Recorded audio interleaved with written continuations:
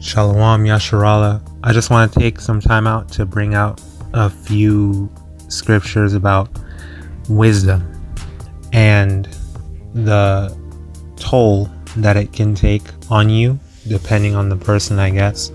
But let's start at Ecclesiastes chapter 12, verse 12. It says, "And further, by these, my son, be admonished."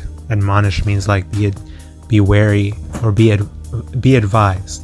Like he doesn't want his son to be ignorant to this knowledge, right? He says, "Be admonished of making many books. There is no end, and much study is a weariness of the flesh." So it's telling us, understand that and be warned. If you can get into studying and reading and all that, but understand that doing it too much it'll take a toll. It'll eventually take a toll on you. It'll tire you out. You may become mentally drained. You may become too stressed out. Just like the scriptures say, they're to be taken precept upon precept, line upon line, here a little and there a little, right? So it's even the Bible itself is telling you that you should take this book in moderation. Don't just take in everything all at once. Like when you're bringing people into the truth, for example, when I do it, I tell people, don't look. Maybe I got a playlist of videos, and they're like 30 minutes long each video or something like that, right? Or even 15 minutes long. Then I'll tell them like, watch one video a day, because it's a lot to take in. And if you have any questions at all, let me know and I'll help you as best I can. You know what I mean? I'll answer it as best I can, because you have to take it in moderation. You can't just keep going and going. You're gonna find something that you don't understand, then you're gonna hear another thing that you might not understand, then you're gonna hear another thing that you're like, I don't agree with that. But if you understood the other two parts that you glossed over and it just went over your head, then you're not gonna understand why this one part is like this. You know what I mean? So take it in short bursts. Take it in moderation, right? Just like your wicked ass doctor will give you some drugs, some pills, and tell you take 2 per day, So another scripture that we can look at, right? Ecclesiastes 1 verse 14. It says, "I have seen all the works that are done under the sun, and behold, all is vanity and vexation of spirit." This is someone that on his path becoming a wise man, he eventually came to the conclusion that everything, all the works done under the sun, is vanity and vexation of spirit. And that resonates with us very much so today in this society, in Babylon the Great, or wherever you go. People are complaining about working to live and living to work, only being able to travel when they're very old, taking 2 weeks of work off every year. All people care about is having nice clothes and having all these material possessions. Everything is vanity. Vanity is like just only being concerned with yourself and how you look, how you present yourself. It's just vanity and vexation of spirit. Like it doesn't matter. None of it matters. And to a wise man or woman, you're just going to be vexed by what this society normalizes and what it pushes and what it allows and accepts and labels as progressive. I can't tell you how many times I've seen something gay and I just get so stressed out. Like it's this society is incredibly vexing. Like, you can't go one day without getting stressed out over something. You know, you got to worry about your kids. They're pushing the gay agenda on kids now. What are you talking about sexuality to children anyway? That probably don't even know what it means to even have a boner. Like, what are you talking about? Why are you teaching children, especially, you know, so-called children of color, about these ideas and these philosophies? Having homosexual reading time, having drag queens visit the school library. You gotta worry about pedophiles coming after your child. You have to worry about what your man or what your woman is doing on the low. If you can trust them, you gotta worry about bills that you gotta pay. Water, a water bill. Why do you have a water bill? You know how much water? Oh my God! Like, I'm just like, wow. Everything that this society uplifts, everything that this society says is okay, is a direct contradiction to the word of the Lord. Okay? Everything is vexation of spirit. All is vanity, and all is vexation of spirit. All right, just like the scripture says. All right, so before we move on, we can jump down to verse 18. Or let's go to chapter 7, verse 7. Surely oppression maketh, still in the book of Ecclesiastes, surely oppression maketh a wise man mad, and a gift destroyeth the heart. Right? So, especially as an Israelite, right? And heathens could see it too, but ultimately they don't matter. So for an Israelite, Israelites that are being oppressed, and you know, Jake is very, very loving and empathetic and sympathetic. So they're going to care about these heathens as well. Like, that's just how we are. And there's another scripture that I can get real quick. It's in Proverbs chapter 29, verse 2. When the righteous are in authority, the people rejoice, but when the wicked beareth rule, the people mourn.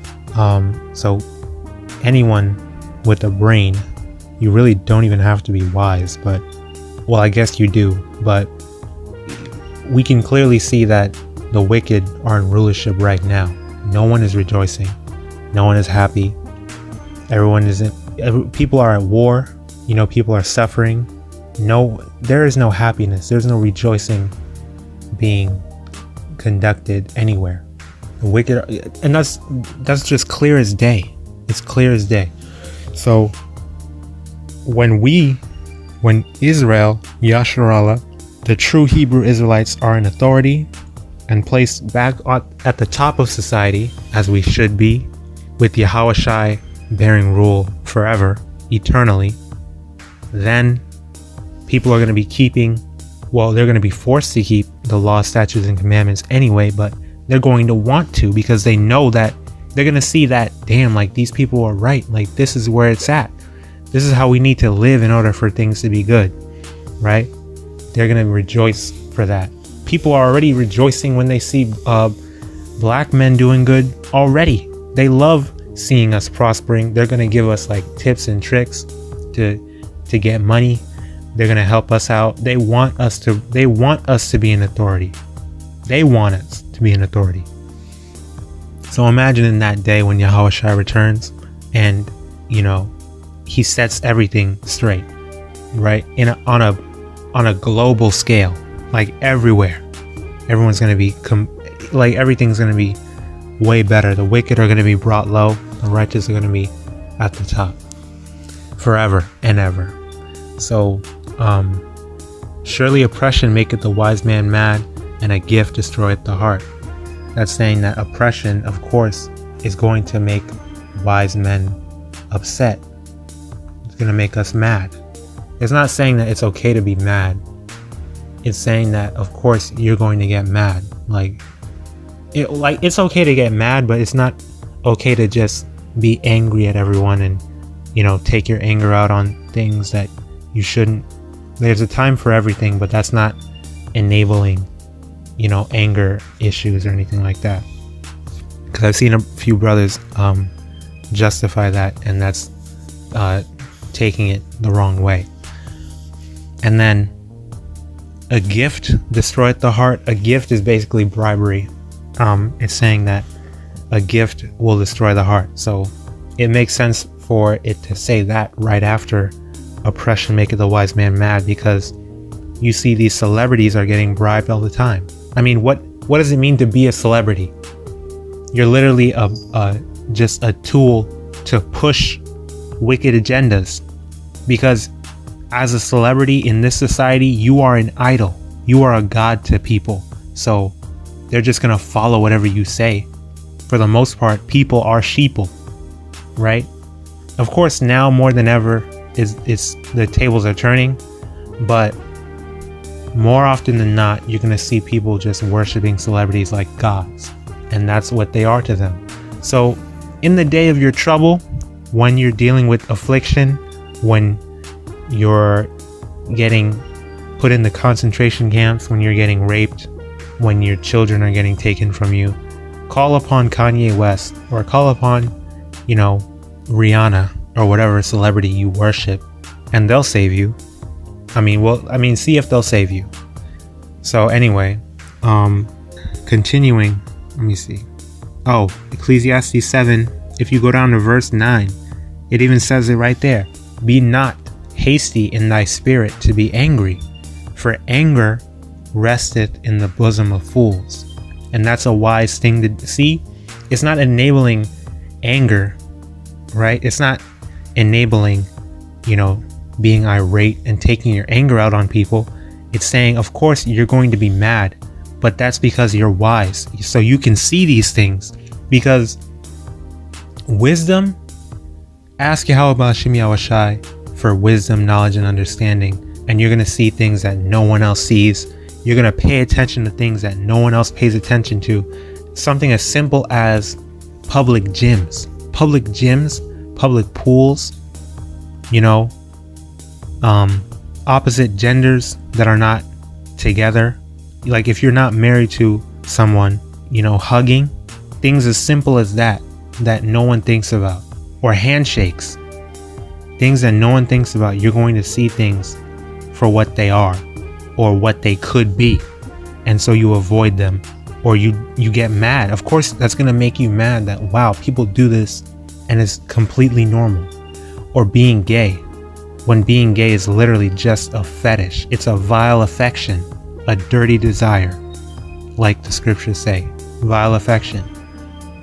And it's normalized to a point of, oh, it's just sexuality. You just love who you want to love.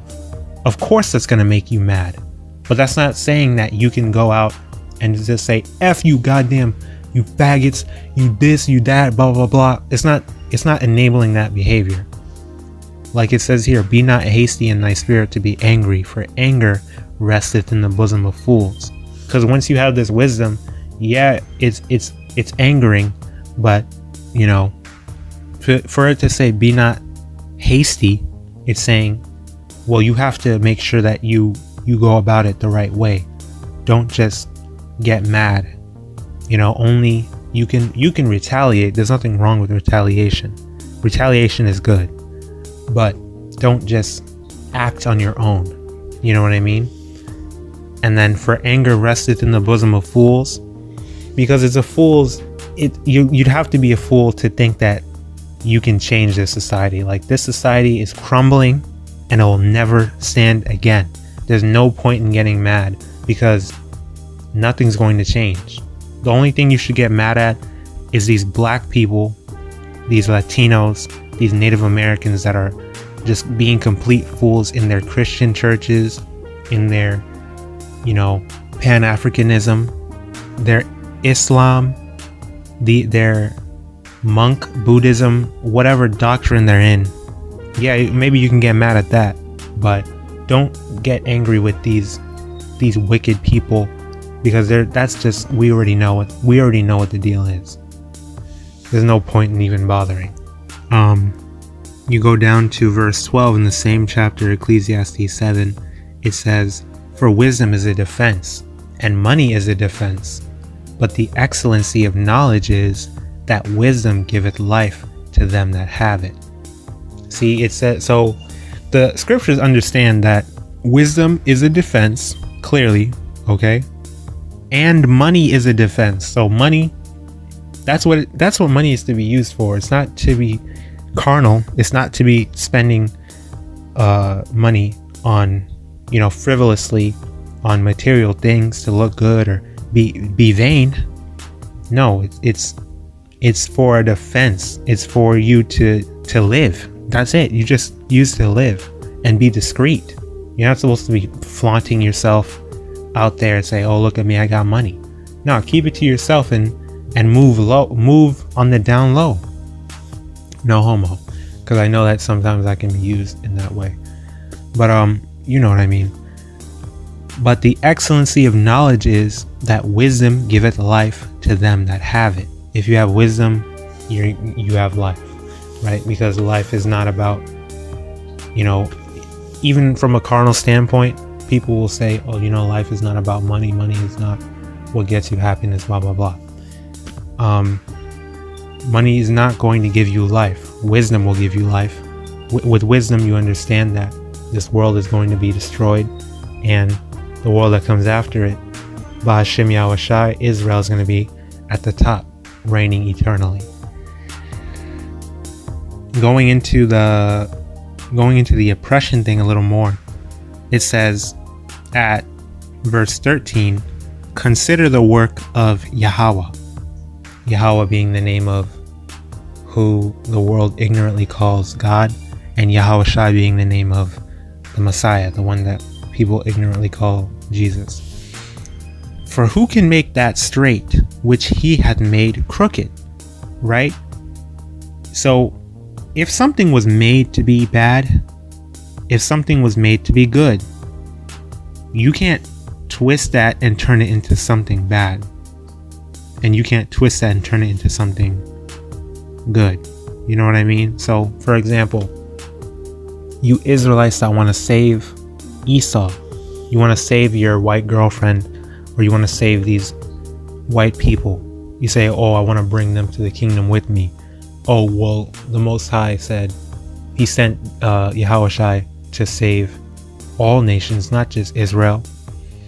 The Most High literally made Esau. You can read that in Romans. I think it's Romans. I forgot what chapter, but look in Romans. You'll see that the Most High said it's not according. I think it's Malachi. Let me get it real quick. So it says in Romans 9, verse 10. We'll start at 10. "And not only this, but when Rebekah also had conceived by one, even by our father Isaac, for the children being not yet born, neither having done any good or evil, that the purpose of YAHAWAH according to election might stand, not of works, but of him that calleth." See, so Esau was literally made to fulfill a role. Jacob was literally made to fulfill a role. And by virtue of that, their descendants. It wasn't, they weren't even born yet. So how could the Most High be calling Esau evil based on his actions? He wasn't even born. It was by election, right? The purpose of YAHAWAH according to election might stand. It wasn't according to what they've done, because at that point they haven't even done anything yet. He already told Rebekah, the elder. The next verse says it. "It was said unto her, the elder shall serve the younger." Verse 13, "As it is written, Jacob have I loved, but Esau have I hated." So it's that simple. So that goes into consider the work of YAHAWAH. It's all done by Yahweh's will, by his hand. He created these things. So who can make that straight which he hath made crooked? You cannot save these wicked heathens. You cannot save Esau. He was made to be wicked. He will always be wicked, and he hates you. He hates his brother Jacob. He hates the Israelites. Look at, literally, dude, I say this all the time. Look at Esau's track record. How can you have a love for a person like that? How can a person like that has done that for centuries have any kind of love in his heart? He does not. He's even racist to his own people. They literally oppress I mean, they're racist to their own other European brethren. So what makes you think that he'll ever have love for you? Why did the US fight against Britain in the first place? I mean, whatever. But yeah, with wisdom you understand that some things, that's just how it's got to be. If you go to Ecclesiastes 1:18, it says, "For in much wisdom is much grief, and he that increaseth knowledge increaseth sorrow." And that's exactly what it is. That's why you shouldn't overstudy or be too overzealous for the truth. Yes, you should definitely put in as much effort as you can. You have to be hot. You can't be lukewarm or cold. But if you do too much, then it just depends on the person. Not everyone's just built for it all like that. So you got to take it in moderation. If you see that you're not killing yourself over it, then go for it. But understand and be admonished, like it said, in much wisdom is much grief, and he that increaseth knowledge increaseth sorrow. Because in this society, it's very self-explanatory. I think that's all that I had on that. The water for listening. To the sincere Akim wa Akwath, Yahawah ba'Hashem Yahawashi barakatam, HALAL Yahawah ba'Hashem Yahawashi, ba'Hashem RAWCHAA QADASH, Abad Babal Yum, Abad to 2/3 wicked heathens, Esau Edom, and that's it. Shalom.